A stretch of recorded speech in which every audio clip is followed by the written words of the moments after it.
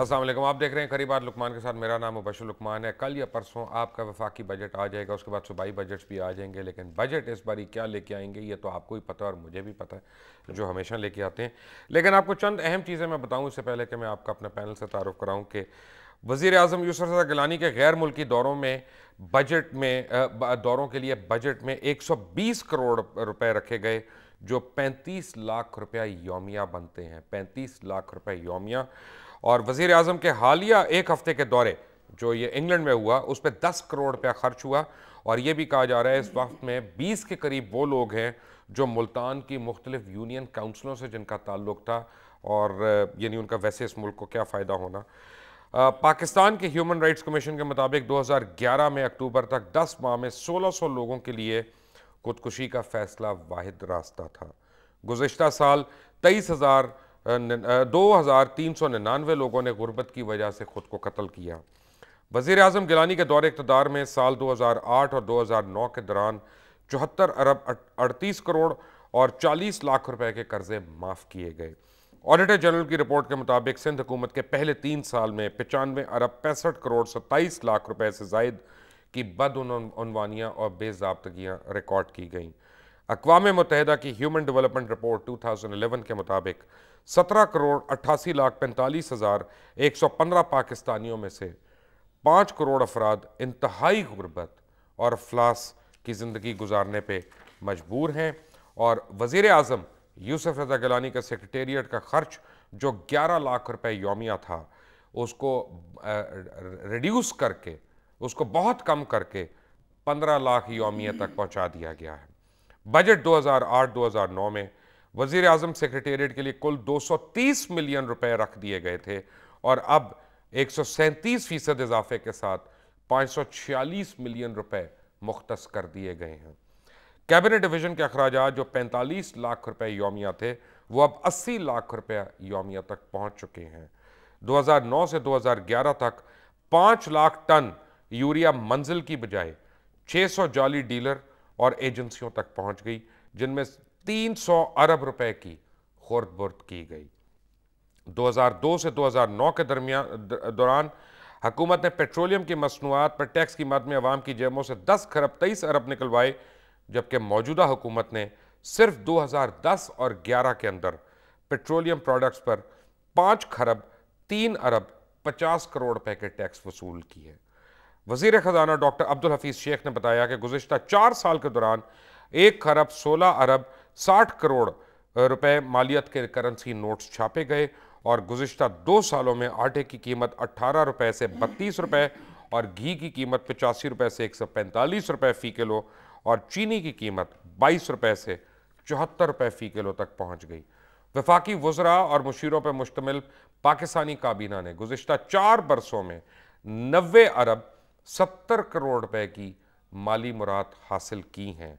बिजली के बहरान में घिरे मुल्क की इस काबीना के अरकान को 3 करोड़ 84 लाख मुफ्त यूनिट्स फराहम किए गए। 18 करोड़ अवाम मुल्क पाकिस्तान के लिए 96 वज़रा वफाकी वज़रा और मुशीर हैं, जबकि 1 अरब 27 करोड़ नफूस की आबादी पर मुश्तमिल भारतीय काबीना सिर्फ 32 वज़रा और 1 अरब 35 करोड़ की आबादी वाले मुल्क चीन की काबीना 14 वज़रा पे मुश्तमिल है। हुकूमत ने हाल ही में 4 नई वजारतें तश्कील दी हैं, जिससे हुकूमती अखराजात में 20 करोड़ रुपए माहाना और 240 करोड़ रुपए सालाना का इजाफा हो गया। और वफाकी वज़ीर अब्दुल हफीज़ शेख ने इंकशाफ किया कि गुज़िश्ता 1 बरस के दौरान 1 अरब से ज़ायद कर्जे माफ़ किए गए। 2009 में ऐवान सदर के अखराजात 10 लाख रुपए यौमिया थे, जो बढ़कर अब 14 लाख रुपए यौमिया हो गए हैं। ख़वातीन व हज़रात, आपको एक बात बताऊं कि जब आई थी यह हुकूमत, तो वज़ीर आज़म यूसुफ रज़ा गिलानी ने बहुत बुलंद बाला दावे किए थे कि हम अपने अखराजात कम कर रहे हैं, हम 40% रिड्यूस कर रहे हैं, हम 50% रिड्यूस कर रहे हैं, और जो रिडक्शन हुई वो आपने देख ली। आपको मैं महंगाई का रुझान पिछले 4 सालों में बता दूं कि पेट्रोल जो है वो 62 रुपये से 103.8 पे पहुंच गया, गोश्त 285 से 580 पे, चने की दाल जो है वो 42 रुपये से 90 पे, घी 135 से 190, चीनी 30 रुपये से 70, आटा 17 से 32 और डॉलर 62 से अब 94.14 पे पहुंच गया। ये महंगाई का आलम है और गुर्बत, अफलास, ये जहाँ तक लोगों से जो कुछ करवा रही है। लेकिन एक आपसे मैंने वादा किया था, अपने मेहमानों को तारुफ कराते हुए मैं आपको बताऊंगा। हमें ज्वाइन कर रही हैं समीना खावर हयात, पाकिस्तान मुस्लिम लीग काफ से, हुकूमती जमात है। हमें ज्वाइन कर रहे हैं जनाब शौकत बसरा साहब, पाकिस्तान पीपल्स पार्टी से, हुकूमती जमात है। लेकिन आप देखें इन दोनों को, गौर से देखें इन दोनों के ऊपर, इनको आप देखें कितने पसीने आ रहे हैं अभी से, अभी प्रोग्राम शुरू हुआ है।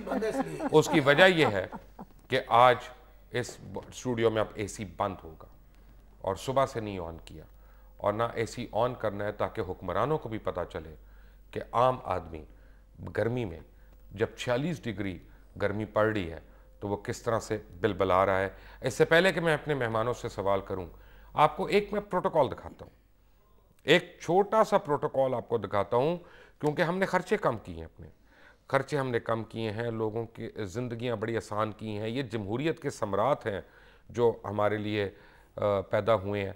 आप देखें कि आपके मुल्क के वज़ीर आज़म कितनी छोटे प्रोटोकॉल के साथ गुजरते हैं। माशाल्लाह ये जा रहे हैं, और ये तो अभी जा रहे हैं और जा रहे हैं और जाए जा रहे हैं और चलते जा रहे हैं। माशाल्लाह ये एक गरीब मुल्क के वज़ीर आज़म का एंटोराज है, प्रोटोकॉल है, जाता ही जा रहा है। ये उनकी अपनी गाड़ी है और उनके पीछे तकरीबन 100 के करीब गाड़ियाँ जो हैं वो मौजूद हैं, और जो रास्ते में पुलिस तैनात है उसका हिसाब मैं आपको क्या बताऊँ। वो जो स्पेशल ब्रांच वाले और दूसरे लोग हैं उनका भी हिसाब आप खुद ही लगा लें कि एक वक्त में जब इस तरह की मूवमेंट होती है, जो शादी ब्याह भी अटेंड करने जाते हैं वज़ीर आज़म साहब, और हुकूमत के ख़र्चे पे जब वो अपनी फैमिली को मिलने आते हैं, तो आपको और हमें कितना बड़ा टीका लगता है। शौकत बसरा साहब, समीना खावर साहिबा, बात यह है कि मैं ये मानूंगा आपका हक़ है कि अपनी पार्टी को डिफेंड करें, अपनी हुकूमत को डिफेंड करें, लेकिन सच्ची बात तो ये है कि ये 18 करोड़ लोग ना होते तो आपकी पार्टी चौथी बारी कभी ना आती। और ये भी सच है कि लूट मार का जो बाजार गर्म हुआ है इस दफ़ा, और हर तरफ, मैं ये नहीं कह रहा कि सिर्फ वफाक में, मैं तमाम सूबों के मतलब भी यही बात कर रहा हूँ, मैं किसी एक की बात नहीं कर रहा। और जितना ढिठाई से हम लोग करते जा रहे हैं मज़ीद चीज़ें, मैं ये तो मान सकता हूँ कि शायद ज़ाती तौर पे आप उसमें मुलव्वस ना हो, लेकिन आप मेरी इस बात से इनकार कर सकते हैं कि बाकी सारे मुलव्वस हैं। बशर देखिए, बात यह है कि आज हम जो किया भुगत रहे हैं और जो और भी भुगतेंगे। जिस परवेज़ मुशर्रफ के साथ आप वज़ीर थे, आज मेरे ख्याल में उसी का किया दराज हम भुगत रहे हैं। और ये इसका आज पाकिस्तान का जो बुरी हालत है, आज अब सियासतदानों को तो कोसते हैं, वो ज़िया-उल हक का दौर, परवेज़ मुशर्रफ का दौर, आज पाकिस्तान जितने मसाइल का शिकार है उन डिक्टेटरों की वजह से अगर निज़ाम पटड़ी से ना उतरता तो शायद आज पाकिस्तान के हालात ये ना होते। तो मैं खुदारा आपसे गुजारिश ये भी करूंगा कि जब डिक्टेटरों का दौर आए, जिस तरह हमारे मुतालिक बात करते हैं, हम तो सियासतदान हैं, हमें ऐसा करते हैं। मैं अभी एक चीज नहीं, मैं उनको बता दूं, एक चीज ले आई, तब तक आप बात नहीं खत्म कर लीजिएगा। मुझे राउत साहब जरा दे दें वो तमाम अदवार के जो ग्रोथ रेट्स है ना, वो सारे दे दें, सिर्फ मुशर्रफ के नहीं, बाकी डिक्टेटर्स के भी। मैं इनको जरा बताऊंगा कि डिक्टेटरशिप और जमहूरियत में क्या फर्क है। जीडीपी रेट मुझे गुजारिश ये है कि मैं ये नहीं कहता कि सब कुछ अच्छा है, जाहिर है हम इंसान है, गलती की गुंजाइश हर जगह पे होती है, लेकिन गुजारिश नहीं, इंसान तो नहीं है। देखिए ना, मेरी आप लोग तो फरिश्ते हैं माशाल्लाह। अभी आपने प्रोटोकॉल, मुझे ये भी नहीं पता कि ये वज़ीर आज़म साहब का प्रोटोकॉल था या पता नहीं कहाँ का आपने दिखा दिया, कौन से सरबराह ने मुल्क बाहर से आए थे। मैं कहता हूँ दोबारा दिखाइए, ये तो मुझे नहीं पता कि ये पीएम साहब के प्रोटोकॉल है जो दिखा रहे हैं आप। मैं तो आगे गाड़ी पीएम साहब भी बैठे झंडों वाली, उनकी गाड़ी में बाहर से सरबराह ने मुल्क लाते हैं, वो भी बैठते हैं उसी गाड़ी में बैठते हैं। अब अगर कहीं आप परवेज़ मुशर्रफ का प्रोटोकॉल आज दिखा देते कौम को, तो मेरे ख्याल में वाज़ेह पोजीशन हो जाती है। सुन तो ले, प्रॉब्लम एक और है। नहीं, एक सेकंड अब मुझे दो तीन बातें मेरी एक अर्ज सुन ले, मेरी एक अर्ज सुन ले। प्रॉब्लम एक और है कि इस कौम ने परवेज़ मुशर्रफ को चूज नहीं किया था, वो खुद से आया था अपने जोरे हमारी बदकिस्मती यही है कि जिनको हम चूज करते हैं, एक मिनट, उसका अगर उसने कोई गलत किया, वो अवाम जिम्मेदार नहीं है। वो मैं हो सकता हूं, आप हो सकते हैं, अवाम नहीं है।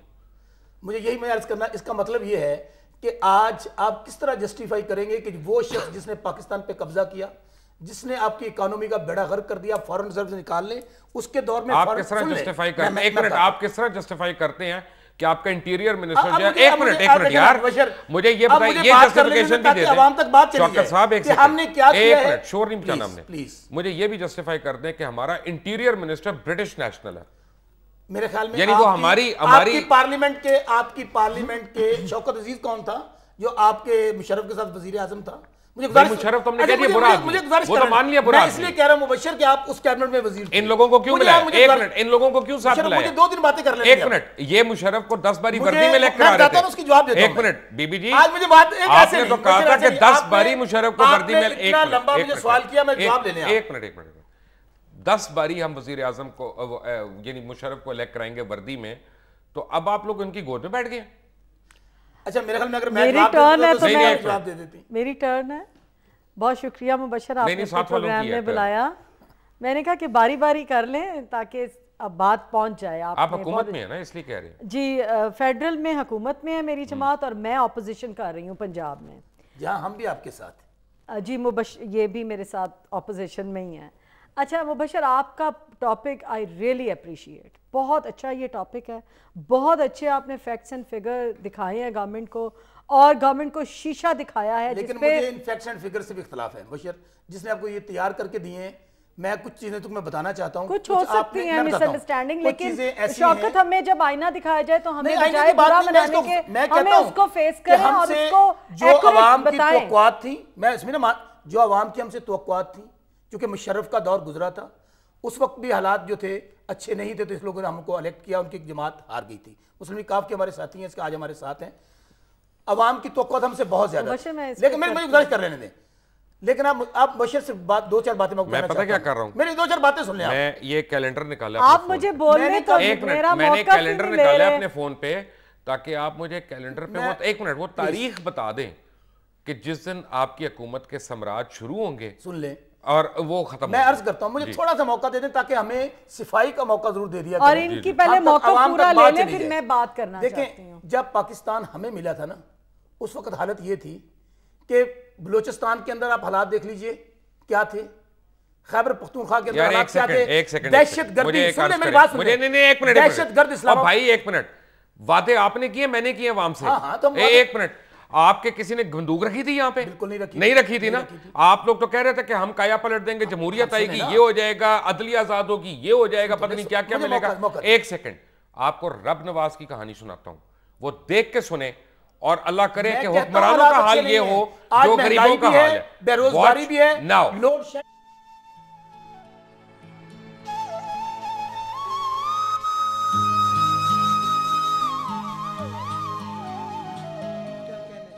इस बुढ़ापे में बर्तन मांजते हुए इस शख्स का नाम रब नवाज दुर्रानी है। रब नवाज जिंदगी के उस हिस्से में है जब इंसान को आराम और सुकून की जरूरत होती है, मगर इस शख्स की जिंदगी में अभी भी सुकून नहीं। रब नवाज की एक बीवी और 2 बेटियां हैं, लेकिन तीनों अपना जहनी तवाज़ुन खो चुकी हैं, इसलिए इसको घर का सारा काम खुद करना पड़ता है।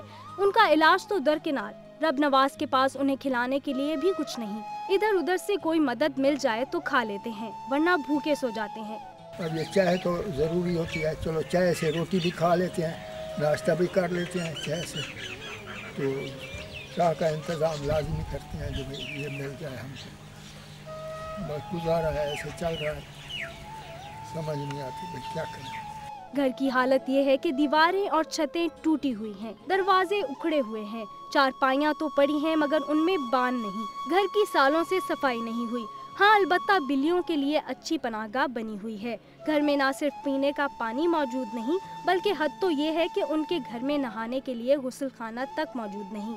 इस माहौल में इंसान पागल नहीं होगा तो क्या होगा। रब नवाज की बीवी को उसके भाइयों ने, जो इलाके के बड़े जमींदार हैं, बाप की जायदाद से कुछ न दिया। रिश्तेदारों ने बायकॉट कर रखा है और उसकी बेटियों के रिश्ते गुर्बत की वजह से टूट गए। रब नवाज की बेटियां मैट्रिक में पढ़ती थीं, मगर पहले बड़ी और फिर छोटी बेटी गुर्बत और ज़हनी अजियत की वजह से अपना दिमागी तवाज़ुन खो बैठी हैं। रब नवाज का एक बदकिस्मत बेटा भी है, मगर वो अपने बूढ़े माँ बाप का सहारा बनने की बजाय उन्हें छोड़कर घर दामाद जा बना, जबकि बाकी खानदान वालों ने उन्हें पागल समझकर बायकॉट कर रखा है। उनका इलाका मखदूम शहाबुद्दीन के हलके में आता है, जो पीपल्स पार्टी के फेडरल मिनिस्टर ऑफ टेक्सटाइल हैं। रब नवाज के घर में पीपल्स पार्टी का झंडा तो लगा है, मगर कभी किसी मेंबर ने रब नवाज का हाल नहीं पूछा और ना ही बेनजीर इनकम सपोर्ट से कभी इस खानदान को कुछ मिला है। हर स्कीम में कोशिश की है कि फार्म जमा हो जाए, पता नहीं इधर से तो हो जाते हैं, आगे जाते हैं कि नहीं जाते, लेकिन हमें नहीं मिलती। वो बेनज़ीर वाले हमें नहीं मिलते।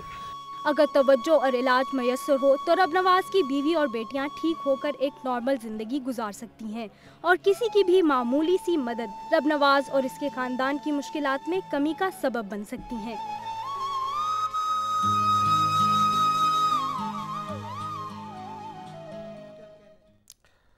जी, बात पता है क्या, आपका बजट आ रहा है, बजट के हवाले से मेरा एक छोटा सा सवाल है आप दोनों से। एक घर में 7 माजूर अफराद हों और 2 यरकान के मरीज़ हों और एक कमाने वाला मजदूर हो, उस घर का क्या हाल होगा? एक मिनट, और उसका क्या बनेगा? आपने भी खुदा को जान देनी है, हमने भी खुदा के आगे जान देनी है। ये ज़रा देखें और बताएं, क्या इनके लिए, एक मिनट, इनके लिए जमहूरियत हो या आमरियत हो या बदतरीन आमरियत हो, वो तो बराबर है। Watch now.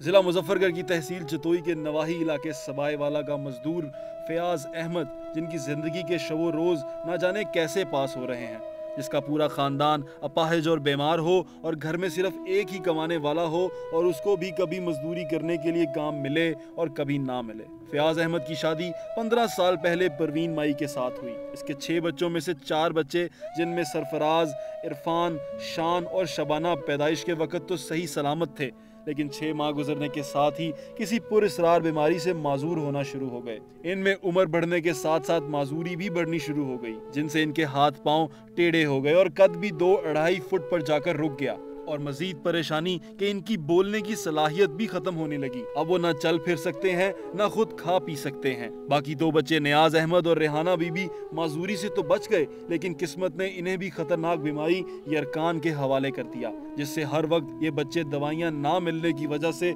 सिसक सिसक कर जीने पर मजबूर हैं।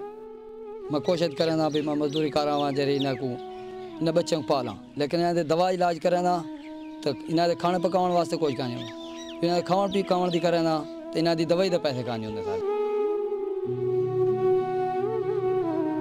इस बदकिस्मत मजदूर के भाई फैज बख्श के 3 बच्चे हैं, जिनमें 31 साला नुसरत बीबी, 28 साला नदीम और 10 साला फरहा शामिल हैं। वो भी इसी पुरअसरार बीमारी का शिकार हैं। यानी इस घर में 7 अफराद माजूर हैं, जबकि 2 बच्चे यरकान जैसे मूजी मर्ज में मुब्तला हैं, जबकि कमाने वाला सिर्फ एक मजदूर। इस खानदान में मजीद मुसीबत उस वक्त आन पड़ी जब आमदनी का वाहिद जरिया बैलगाड़ी में इस्तेमाल होने वाला बैल साम के काटने से हलाक हो गया, जिससे इनके घर में कोहराम मच गया। अब फाके और बीमारियों से सिसक सिसक कर जिंदगी गुजारना इस खानदान का मुकद्दर बन चुका है।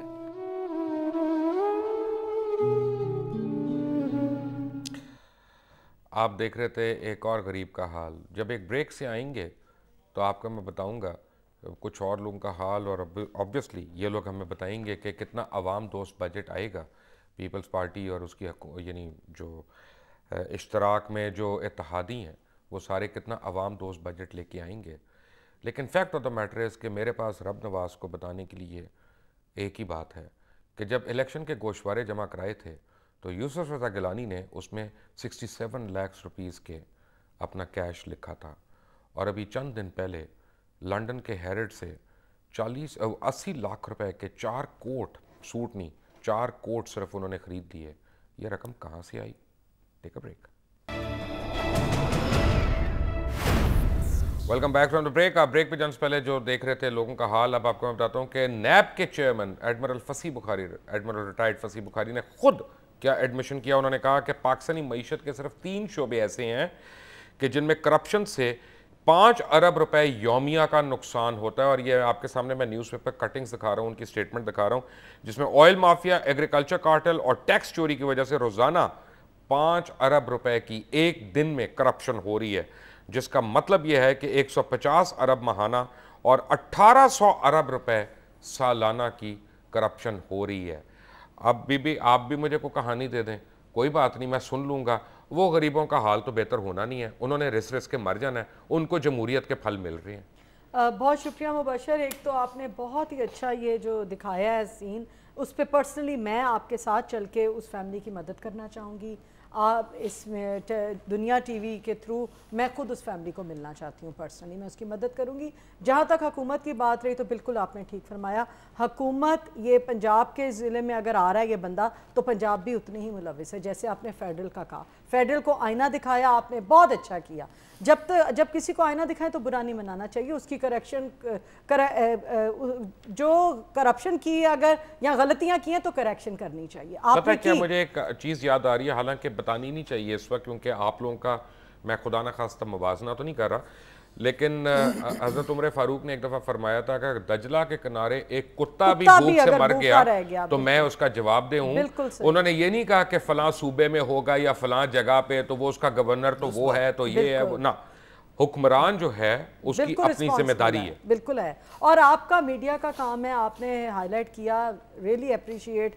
अब इनको हुक्मरानों को भी देखना चाहिए। और वाकई में आप हुकूमत में नहीं है, मैं चले मुझे इतने मासूम ना बने, आप भी हुकूमत में ही हैं। बिल्कुल मुझे भी देखना चाहिए, आपने बड़ी अच्छी ये चीज़ दिखाई है। और पंजाब गवर्नमेंट उसने तो कुछ नहीं करना क्योंकि उसने पहले जो मामलात किए हुए उनको लैपटॉपों से या उनको येलो हम अपने ऊपर से स्लाइड करके ना पुश करके हम पंजाब हुकूमत पे दूसरी आपने बात कही थी अभी, पंजाब हुकूमत में क्यों ना हम आए? पंजाब अपने मुतालिक ये पंजाब हुकूमत के मुतालिक तो नहीं, एडमिरल फसी बुखारी ने कहा पंजाब हुकूमत पाकिस्तान का 65% है। मैं पंजाब की बात बाद में करती हूं। 65% उनके पास होगा। ये जो 5 अरब यौमिया है करप्शन, ये तो वफाकी हुकूमत की है ना। अच्छा, वफाकी का जवाब देते हैं आपने। एक मिनट मुझे बात खत्म करने दें। एक मिनट नहीं, बड़ी अकलमंदाना बात करने लगे। मुझे लग रहा है बात नहीं, आपने मुझे कहा था कि आप जाके गोद में बैठ गए हैं पीपल्स पार्टी के। देखिए अलायंसेस होते हैं, हमारा अलायंस हुआ, उसमें हमने करप्शन में कोई अलायंस नहीं किया उनसे। हम कैटेगोरिकली हम सेनेट में कह चुके हैं कि अगर बिजली ना प्रोवाइड की गई, बिजली का बहुत बड़ा बहरान है मुल्क में, बहुत मुश्किलात से लोग गुजर रहे, अगर ना हुई हम अलायंस खत्म कर देंगे। तो इसमें हम मेरी हुकूमत अलायंस में इसलिए नहीं आई है कि आप उनकी काली करतूतें हम सर पर ले लें। मुझे बात यह है, इसमें कोई शक नहीं है कि इस वक्त बिजली जो है सबसे बड़ा अजाब और सबसे बड़ी लानत है। इस वक्त लोड शेडिंग का बहरान ने पूरी कौम को नफ्सियाती और जहनी मरीज बनाया हुआ है। आपने पूछा कि आप जो अगला बजट आ रहा है, मैं थोड़ी सी बात था कि हम वे फॉरवर्ड करें उसमें क्या करने जा रहे हैं। ये मैं कौम को इंश्योर करता हूँ, ये वाली बात नहीं है कि मैं आपको बाकायदा जो सर्कुलर डेट है उसको अरेंज कर लिया गया है। वो तो जाली नोट आपने खुदा के लिए वो सर्कुलर डेट जो आपने इन्फ्लेशन का हाल करना है वो हमें पहले से पता है। पहले तो इसमें लोड शेडिंग, महंगाई और बेरोजगारी, इसमें कोई शक नहीं है कि पहले से बड़ी है। और खास तौर पे इस वक्त हमें इन तमाम चीजों पर आपके वजीर आज़म को शर्म नहीं आई CNN पे ये कहते हुए who wants to leave Pakistan can leave Pakistan, who's stopping them? वो भी उन्होंने, अगर आपने इंटरव्यू सुना हो मैंने तो सुना आपको क्लियर हो जाएगा, उसका जवाब मैं दे देता हूँ। मेरी बात ले लीजिए। अब गुजारिश सिर्फ ये है यार, ये कोई ऐसी बात है जिसका आपने जवाब दिया? एक मिनट, उन्होंने कल जवाब दिया है। अगर आप कल उनका इंटरव्यू सुन लेते तो ये स्वाद मेरी एक बात सुने, मैंने वो सुन लिया जो उन्होंने कहा है। मुझे भी अंग्रेजी आती है इतनी, बल्कि उनसे ज्यादा ही आती है। उन्होंने कुछ और भी कहा है जी। क्या कहा? मेरी गुजारिश सुन लेना। अब मैं सिर्फ 2-3 बातें कहना चाहता हूँ। अब हमें पॉवर्टी एलिवेशन सर्वे हुआ है, उसके मुताबिक हम लोग ये करना चाह रहे हैं कि ये जो सरमायादाराना निज़ाम है ना, ये जिनकी बड़ी बड़ी गाड़ियां हैं और जिनके बड़े बड़े घर हैं, उन सब लोगों को टैक्स लगाएंगे। किसी गरीब पर अगले बजट में टैक्स नहीं लगेगा, नंबर 1। अच्छा। नंबर 2, अब हैव नॉट्स के लिए हमें प्रॉपर्टी पे लगा रहे हैं। मैं बताता हूँ, प्रॉपर्टी पे लगा रहे हैं। मैं मैंने लफ्ज ये बोला है। मैंने क्या सवाल पूछा है? हाँ या ना कह दें। जो लोग पॉवर्टी, एक मिनट, प्रॉपर्टी पे टैक्स कोई नया टैक्स नहीं लगेगा। तो फिर इसका मतलब है आप सरमायादारों को नहीं कर रहे ना, वो तो लैंड में आके इन्वेस्ट कर रहे हैं। ये किसको? एक मिनट, अब मैं फर्क बताता हूं। कोई नया टैक्स नहीं लगेगा आपके साथ इस वक्त। मैं आपको एक बंदे से मिलवाना चाहता हूं। मेरी एक बात तो सुनिए। एक मिनट, एक बंदे से मिलवाना चाह रहा हूं, उसका नाम है रजब अली। रजब अली को ये बात बताएं कि आप कोई नया टैक्स नहीं लगा रहे, लेकिन आप सरमायादारों के खिलाफ हैं। ये जरा सुने।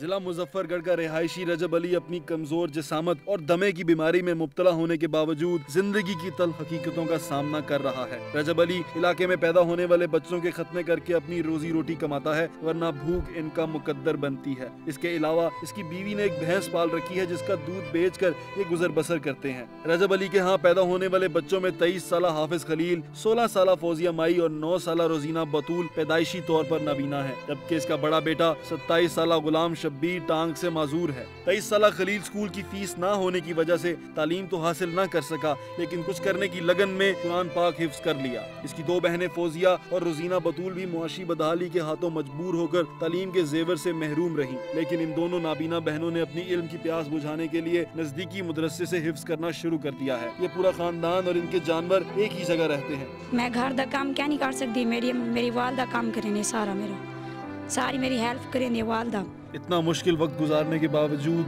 2 वक्त की रोटी ही इनका अधूरा ख्वाब है। जी welcome back from the break. और ब्रेक कह रहा हूँ वो पैकेज देख के रजब अली का। मैं आपको बताऊँ बीबी, ये जो लोड शेडिंग जिसके ऊपर आपने ऐलान किया था अभी बड़ा ठोक बजा के कि हम लोग सेनेट से रिज़ाइन कर देंगे और ये कर देंगे, तकरीबन 1 मिलियन से ज़्यादा लोग उससे बेघर हो गए हैं, जॉबलेस हो गए हैं, जैसे खरातिया है, जैसे इलेक्ट्रिशियन है, जैसे दर्जी है, और उन जगहों पे काम करने वाले। एक असिस्टेंट इलेक्ट्रिशियन या आम इलेक्ट्रिशियन अपनी ज़िंदगी घर में कैसे गुजार रहा है, आपको मैं ज़रा दिखाता हूँ। शायद आपके ये जो है तकरीम शाह जो है ये मुफलसी में कैसे अपना गुजारा कर रहा है। शायद आपका सेनेट वाला रेजिग्नेशन आप लोगों के दिल में खुदा का खौफ आए और आप लोग शायद जल्दी दे दें। Watch this.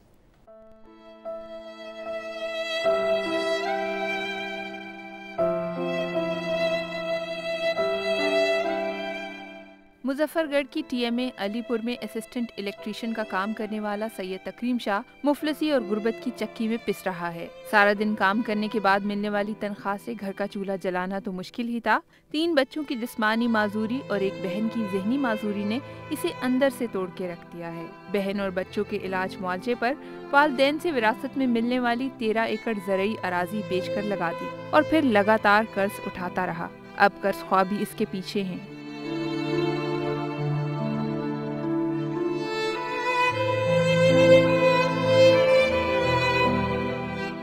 जो ज़मीनें हमारी वो थी वो सब इस पे पूंजी हमने लगा चुके हैं। जितना भी हमारे पास हो चुका सारा हम अपने, अब हमारे पास गुंजाइश नहीं है कि हम इनके इलाज वगैरह कराए जाए। कर्ज उतारे तो घर का चूल्हा भी नहीं जलता, जबकि दवाइयाँ खरीदना तो पहले ही बहुत मुश्किल था। वालिदैन की उम्मीदों का वाहिद सहारा इकलौता बेटा 21 साल रजा हुसैन भी इसी माजूरी के सबब चल बसा। पैदाइश के वक्त तीनों बच्चे 21 साल रजा हुसैन, 16 साल फिजा और 12 साल रुबाब सही सलामत थे। बाद असा वक्त गुजरने के साथ साथ मुकम्मल तौर पर माजूर हो गए। फिजा 6ठी क्लास और रुबाब 5वीं क्लास तक बड़े शौक से पढ़ती रहीं, लेकिन जब माजूरी की वजह से चलने फिरने से कासिर हो गईं, तो रो धो कर घर बैठ गईं और आला तालीम हासिल करने का ख्वाब चिकना चूर हो गया। मेरी टांगें कमज़ोर हैं जिसकी वजह से मैं चल नहीं सकती और इसी वजह से मैं स्कूल नहीं जा सकती। अब ये बच्चियां ना तो खुद खा पी सकती हैं और ना ही चल फिर सकती हैं। इनको नहलाना और कपड़े तक बदलना इनकी वालदा मुअज़्ज़मा बानो के जिम्मे है।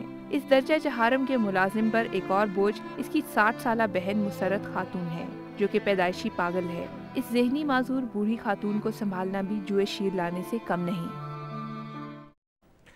कल वॉल स्ट्रीट जर्नल को एक इंटरव्यू में गवर्नर स्टेट बैंक पाकिस्तान ने एक बात की कि पाकिस्तान को बहुत से माशी मसाइल का सामना है और टैक्स वसूलियों में इजाफे की बजाय नोट छाप छाप कर और बैंकों से कर्जे ले लेकर गुजारा किया जा रहा है और ज़रा मुबादला के ज़खायर तेज़ी से कम हो रहे हैं और हमें यानी अगले 2 से 3 महीने में इंतहाई शिद्दत तक महंगाई जो है वो पहुंच जाएगी। अभी पहुंची नहीं है गवर्नर स्टेट बैंक के मुताबिक, यानी अगले से 2 से 3 महीने के अंदर बहुत ज़्यादा शिद्दत पे हो जाएगी। जब एक ब्रेक से आएंगे तो हमें बसरा साहब ये बताएंगे कि किस तरह वज़ीर आज़म यूसुफ रज़ा गिलानी की कनपट्टी पे पिस्तौल रख के उनको वज़ीर आज़म बनने पे मजबूर किया गया, वरना वो तो जेल में ही खुश थे। और ये भी एक हसीन इत्तफाक है कि जेल के जितने उनके साथी थे वो भी आला ओहदों पे है। Take a break. Welcome back. Shaukat sahab, बात पता है क्या, हो सकता है कि मेरी चॉइस ऑफ वर्ड्स अच्छी ना हो, I can only apologise for that. हो सकता है मेरी टोन सही ना हो, I can only apologise for that. पर जब मैं इतनी मिजरी देखता हूँ और इतनी उससे डिस्कनेक्ट देखता हूँ, कि परवाह भी नहीं है। और आपको मैं एक चैलेंज करना चाह रहा हूँ आज, कि आप मेरे से ज़रा सा लाहौर से बाहर निकलें, मैं आपको बस्तियाँ दिखाता हूँ जिस हाल में रह रही। मुबशर, पहली बात तो ये है कि मेरे ख्याल में एक इलेक्टेड प्राइम मिनिस्टर के मतलब जो आप ज़बान इस्तेमाल करते हैं, आपको वाकई माजरत करनी चाहिए। देखिए, यहाँ बुलाने का मकसद ये नहीं है कि आप किसी की पगड़ियाँ उछालें। कन्विक्टेड प्राइम मिनिस्टर, कन्विक्टेड, आप गलत बात कर रहे हैं। मेरे बात का जवाब दो। अगर आप यहाँ बुला के इन लोगों के ऊपर मुझे सॉल्यूशन बताएं। किसी की पगड़ियाँ उछालनी है तो इसका मकसद मुझे इनका सॉल्यूशन बता दें यार। एम्प्लॉई हैं एक टीवी के, आपका ये फर्क नहीं यहाँ बैठ के कि आप यहाँ पर अगर माइक आपके हाथ में है और आप वन साइडेड एक प्राइम मिनिस्टर जो कि एक मुतफिका प्राइम मिनिस्टर है मुल्क का, आपको तनकीद करने का हक है। बातों में तो नहीं आपसे जीत सकता। एक मिनट आपको मैंने आपको कहा, एक सेकंड, मैंने पहले क्या कहा, एक मिनट गाली बोली कोई नहीं, मेरी एक बात सुन ले। आप गलत बात कर रहे हैं, एक मिनट गलत बात कर रहे हैं। मैंने आपसे पूछा कि ये डिस्कनेक्ट, अगर रेटिंग यार एक सेकंड, आपकी वजह से रेटिंग नहीं आती है, ना ही बीबी की वजह से आती है। रेटिंग अगर आनी होती तो पीएम को लेके आते। इससे क्या, एक मिनट, उनसे रेटिंग नहीं आती तो फिर क्या होगा? रेटिंग इससे नहीं आती, आपको हकीकत दिखा रहा हूं, आप उसको शिफ्ट कर रहे हैं, आप ब्लेम को शिफ्ट कर रहे हैं। आपके कोएलिशन पार्टनर हैं, इनसे क्यों जी शिफ्ट कर रहे हैं कि नहीं कर रहे? एक मिनट, शिफ्ट कर रहे हैं कि नहीं? आप पहले ये बताएं कि आप शिफ्ट कर रहे हैं कि नहीं ब्लेम को? गुर्बत, एक मिनट, महंगाई, ब्लेम को शिफ्ट कर रहे हैं। बिल्कुल टॉपिक हमारा चेंज हो रहा है। जो आपने इतने गरीब लोग दिखाएंगे पंजाब के साथ, और ये जनूबी पंजाब का ऐसा हम रो रहे हैं कि जनूबी पंजाब के अंदर गुर्बत है। आज जो गुर्बत है जिन हुक्मरानों की वजह से है, हम तो इसलिए जनूबी पंजाब को अलग सूबा मानते हैं। अगर यहाँ पे एक मिनट, आज अगर मैंने किसी पीएमएलएन वाले को आज बुलवाया होता और वो ना आए होते, फिर तो हक होता कि मैं भी बोलता हूं, पे आप भी मैंने बोलते और बात क्योंकि है नहीं। अभी अब है नहीं, एक मिनट, बजट की दो दफा हमारी ये बात हुई है। मैंने आपको ये कहा है कि जो मौजूद है हम उसके ऊपर बात करेंगे। लेकिन मेरी बात सुने ना, बस मैं आपसे गुजारिश यही करूंगा, आप टॉपिक पे बात करें। आपको हम पे तनकीद का हक है, हम जाहिर है कि हम पब्लिक प्रॉपर्टी हैं, लेकिन गाली देने का, एक मिनट, कौन सी गाली दी है यार? दूसरी बात, आप जहां अभी आपने लफ्ज बोले क्या आपने, अब मैं तो एक बात कर रहा हूं आपको भाई कि अपना मैं सख्त, मैंने कोई गालम गलोच नहीं करता। एक सेकंड, आप गलत बात कर रहे हैं। नहीं, एक मिनट, अब आप गलत बात कर रहे हैं। मैंने कोई गलत बात नहीं की, गलत बात आपने किया मुबशर। आप सिर्फ इन चार पैकेजेस से लोगों की तवज्जो हटाना चाहते हैं। आप एक डिबेट में आर्ग्यू करना चाहते हैं। आप ये समझते हैं कि मैं चुप हो जाऊंगा। गुर्बत है, ये गुर्बत है। एक मिनट भाईजान, ये गुर्बत है। अच्छा, ये 4 साल जब शरफ के साथ आप वजीर थे, उस वक्त ये गुर्बत नहीं? मैं 4 साल नहीं था वजीर। कितने साल? आपकी गलत है, किसी साल नहीं था। अच्छा, उसको गुर्बत नहीं, आपकी गलत फहमी। अच्छा, मेरे पास सुनिए ना बाप, आप गलत फैक्ट, नहीं, एक मिनट, आपने यहाँ पे गलत फैक्ट बयान किया। आपको ये नहीं पता कि मैं कब था और क्या था, तो इसलिए प्लीज आप उस वक्त आप कोई बात नहीं करेंगे। जो आपने पहले की बात की मुशर्रफ की, अच्छा, वो भी मेरे पास है। ये तो अब आप पार्टी बन गए हैं। अगर आप पार्टी बन के प्रोग्राम करना चाहते हैं, भाईजान आप तो मेरे ऊपर बात कर रहे हैं, आप मेरी जात पे बात कर रहे हैं, तो मैं पार्टी ना बनूं। इसलिए कर रहा हूं सवाल। अगर आप मेरी जात पे बात करेंगे, मैं पार्टी ना बनूं। कैसी बातें कर रहे हैं वो एंकर साहबान? एक मिनट, मुझे एंकरों के ऊपर ना बताएं। एक मिनट, उनके बैंक बैलेंस कितने हैं? किसके बैंक बैलेंस? मैं बताता हूं। किसके? कामरान खान जो सुबह, एक मिनट, मेरी सुन ले आप। एक मिनट, मैं आपकी बात भी करूंगा, सुन लेना मेरी बात। आपने हमारी बात की है ना? एक सेकंड, मेरी एक आपके नीचे, आपके पास जो नीचे मैं ये कह रहा हूं, जो नीचे मर्सिडीज खड़ी है वो किसकी है? भाईजान मेरी एक बात जो नीचे मर्सिडीज खड़ी है वो सुन ले, एक अर्ज सुन। लेकिन आप हमारे एक मिनट, मेरी बात इस्तेमाल करेंगे, ये गलत बात है। एक मिनट, मेरी एक अर्ज सुन ले। क्या अर्ज सुनूं? आप हमारे प्राइम मिनिस्टर, अगर मैंने या कामरान खान के कोई गलत किया, यार किस जगह उस पढ़ते हैं, अगर उसे गलत किया है तो पकड़ के दिखाई ना। मैं बताता हूं ना, क्यों नहीं पकड़ते? मेरी बात का जवाब क्यों नहीं पकड़ते? अब आप नहीं पकड़े ना, कामरान को पकड़ ले, आप मेरे पे हमला मुझे पकड़ ले। आप हमला करने लगे। एक मिनट, नहीं हमला नहीं कर रहा। अगर मैंने चोरी की है, अगर मैं आपके तरह, यानी मेरे गोशवारे 67 लाख के हैं और 80 लाख के मैं 4 कोट ले रहा हूं, फिर तो मैं यकीनन चोर। मेरी बात सुने ना। नहीं, एक मिनट, अगर आप किसी की तरफ एक उंगली उठाते ना, 4 उंगली आपकी तरफ साहब ये बहाने ना करें। कोई तरीका नहीं है। आपने अभी 2 नाम लिए। आप मेरी बात सुनिए। आपने कामरान खान का नाम लिया, आपने मेरा नाम लिया। हम लिया मैंने। अगर दोनों ने, मैं आपको एक सवाल कर रहा हूं, एक मिनट, मैं आपको एक सवाल कर रहा हूं, अगर उसने या मैंने, अगर कोई गलत नहीं, बुला के हमारी भाई सवाल तो सुन ले, अगर उसने या मैंने गलत किया है तो पकड़ ले। अब मैं बताता हूं ना, जो सुन तो ले मेरी बात, कानून के मुताबिक पकड़ ले। ये है कि आपने कहा बात की, जाहिर है गुर्बत है, महंगाई है, और मैं कहता हूं, मैं कोई, मेरे पास वर्ड्स नहीं इनको मैं डिफेंड करूं, लेकिन गुजारिश ये है कि क्या हम लोगों ने यहां बैठकर इसका हल निकालना है? आपने कहा अगला बजट क्या हमने हल नहीं निकालना है। नहीं, हमने पॉइंट आउट करना है। हल आप लोगों ने असेंबली में निकालना है। नहीं, हमने एक मिनट, हल नहीं निकालना। एक सेकंड, हमने हल नहीं निकालना। उनसे हमने पैसा आप गलत कह रहे हैं। देना है। आप किसको देना है? मैं बताता हूं, किसको देना है? जो हैव नॉट्स हैं, जो सरमायादार लूट के खा रहे हैं इस मुल्क को, उसके ऊपर बात नहीं करते आप करें सियासतदानों में बात। मुझे एक बात बताइए, एक मिनट मैं बात मुकम्मल कर रहे थे ना। सरमायादारों को मौका कौन दे रहा है? कोई कौन मौका दे रहा है?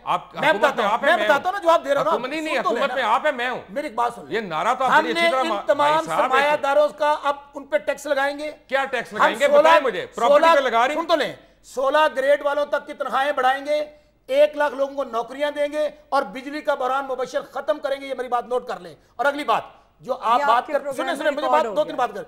फिर आपने ये कहा, ये जो प्राइम मिनिस्टर साहब के मुतालिक, देखिए प्राइम मिनिस्टर साहब के मतलब आपने कहा 60 सूट ले लिए। अब मैं कहूं आपको कि नीचे जो आपकी मर्सिडीज खड़ी है वो कैसे आ गई है, कहां से आ गई आपके पास? कामरान खान के बच्चे जो अमेरिका में पढ़ते हैं वो किस तरह पढ़ते हैं? एक जियो वालों का 8 अरब का उन्होंने स्टे लिया हुआ है सुप्रीम कोर्ट से। मुझे ये बताइए कि कामरान खान के पास या आपके पास या दूसरे जो एंकर साहबान, आज उनके पास सोर्स ऑफ इनकम कौन सा आ गया? क्या हमारे मुतालिक आप बातें करते हैं सब लोग और सुबह शाम बैठ के, आज जितना खतरा 3-4 एंकर से पाकिस्तान को है, मैं समझता किसी और से नहीं है। जहां तक खत्म हो गई बात, सुनते एक मिनट खत्म हो गई। हाँ, हो गई। एक मिनट मैं आपको बता देता हूँ, 1 सेकंड। मैं जियो और कामरान के मुतालिक नहीं कह सकता, मैं उनका स्पोक्स पर्सन नहीं हूँ। मैं अपने एक मिनट नहीं, आपको नहीं हक है, एक मिनट, आपको अगर हक है, आपको हक है कि आप उनके शो में बैठ के बात करें, अगर आप में हिम्मत है तो ठीक है ना। एक मिनट, अगर उन्होंने पैसे चोरी किए, अगर उन्होंने कोई टैक्स चोरी किया, एक सेकंड मेरी आपको मैंने रोका था, आपको मैंने रोका, बसरा साहब 1 सेकंड, आपको मैंने रोका था, आपको मैंने रोका है, ठीक है ना। मेरी अब आप बात सुन ले। बात यह है कि जब अगर उन्होंने गलत किया है तो फिर आपके जो है कानून हरकत में आना चाहिए, वो नहीं आया। एक मिनट, स्टे कामरान ने नहीं लिया, कामरान ने नहीं लिया। एक मिनट, कामरान ने नहीं लिया। किसने लिया? एक मिनट, जंग वालों ने लिया। आप जात की बात कर रहे हैं। हाँ जी, आप एक बंदे की जाती है। दूसरी बात में 1 सेकंड, मैं आपको कलमा पढ़ के कसम खा रहा हूं, मैं नहीं स्टे ले रहा कोई। एक मिनट नहीं, मेरी एक बात सुन ले। एक मिनट, अब आप मेरे से जवाब ले लें। मैं आपको कलमा पढ़ के कह रहा हूं, मैं कोई स्टे नहीं ले रहा, लेकिन मेरा टैक्स देख लें कितना है और देख लें कि लीज मैंने कैसे की है। 1 सेकंड, आपने बहुत आपने बड़बड़ कर ली ना। अब मेरी बात सुन, नहीं, आपने मेरे ऊपर बात कर ली ना, आपने डायरेक्ट मेरे ऊपर बात की। भाईजान, मैंने लीज की है, मैं टैक्स दे रहा हूं इस हुकूमत को। आप कितना टैक्स दे रहे हैं? अच्छा, मुझे आप अपनी जात का बता दें। आप ऐसे करें ना, आप कितना टैक्स दे रहे हैं? टैक्स रिटर्न लाए ना पहले आप। क्या मैं बताता हूं कितना। मेरे तो यार, आप गवर्नमेंट में है, एफडीआर से निकाल लें। आप एक काम करें ना, एफडीआर से निकाल लें, काम करें, लेकिन आपको ये हरकत इजाजत नहीं दूंगा। नहीं, 1 मिनट, आप मुझे ये बता दें, आप मुझे एक बात बता दें, सियासतदानों की वजह से आप मुझे एक बात सिर्फ बता दें। आपने मेरे ऊपर बात की, मैं आपको ये चैलेंज कर रहा हूं, मैं कोई स्टे नहीं ले रहा। आप साबित कर दें। भाईजान, रातों रात नहीं है। मेरी सोर्स ऑफ इनकम जो है, आप मेरे ऊपर आए, आप इंक्वायरी करें। एक सेकंड, मैं जानता हूं आपका मकान कहां पे था, आप कहां रहते थे? कहां रहता था? कहां रहता था? छोटा सा घर था, मोटरसाइकिल पे आप होते थे। किस जगह? आज अरबपति का। 1 मिनट भाईजान, किस जगह? आप लाहौर के अंदर ही? नहीं, किस जगह? जिस जगह पे रहते थे, मुझे पता है कि आपके पेरेंट्स क्या कारोबार करते थे। क्या? आज उनका 1 मिनट, क्या कारोबार करते थे? फिल्में बनाते थे ना वाले साहब। आपका दिमाग खराब है। सुन तो लेना, मेरे वाले साहब फौज में थे। सुन तो ले मेरी बात। 1 मिनट, आपको यही नहीं पता। सुन लेना मेरी मेरे वाले साहब आर्मी में थे। मैं आपकी टोटल इंफॉर्मेशन गलत है। आपको तो मेरे वालिद का नहीं पता। आप सियासतदानों के मुतालिक गलत ज़बान इस्तेमाल नहीं करेंगे। मेरी एक बात सुने, आपको मेरे तो वालिद साहब गलत बता रहे हैं। मेरे वालिद साहब तो फौज में थे। मेरे वालिद साहब का फिल्म से कोई ताल्लुक नहीं। उन्होंने कभी जिंदगी में फिल्म देखी भी नहीं किया। 1 सेकंड भाई साहब, मेरे वालिद की 1 सेकंड। अच्छा, मैंने ये पूछा नहीं, मैं आपको बता रहा हूं ना, आप सुन ले। मेरे वालिद की 1968 में डेथ हुई थी। 1 सेकंड, वो इस मुल्क के सितारे जुर्रत होल्डर हैं। उन्होंने 65 की वॉर में छम्ब और जॉर्डिया में कैप्चर किया था वहां पे जाके।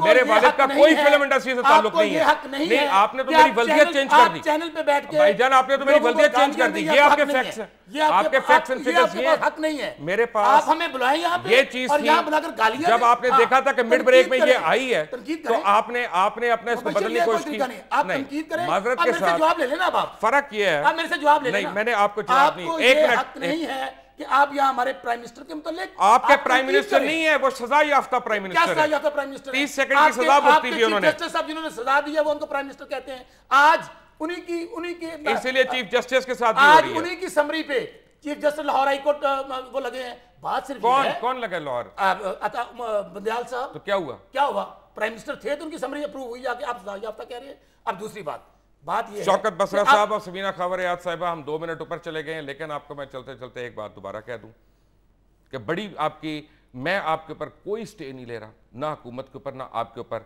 और आपको पूरा राइट है कि आप इस गाड़ी की जो आपने, एक मिनट मैंने अब मेरे खत्म कर रहा हूं ना प्रोग्राम, एक मिनट खत्म कर रहा हूं, आप इसके ऊपर छानबीन करें कि ये किस तरह आई, इसकी इनकम कहां से आई, और प्लीज मेरी वल्दियत जरा सही कर लें।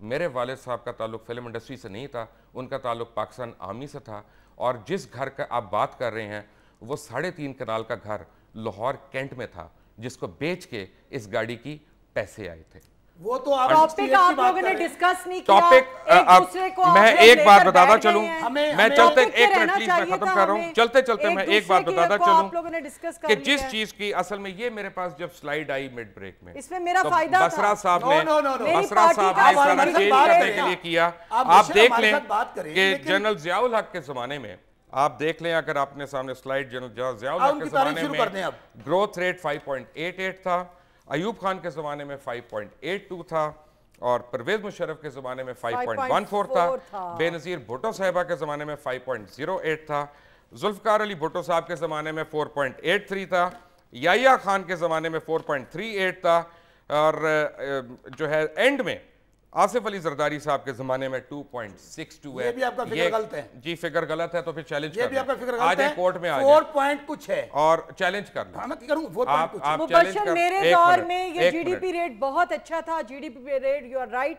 कि इस वक्त डाउन है, हमें एडमिट करना चाहिए। हाँ, मेरी हुकूमत में बहुत फायदे हुए थे लोगों के।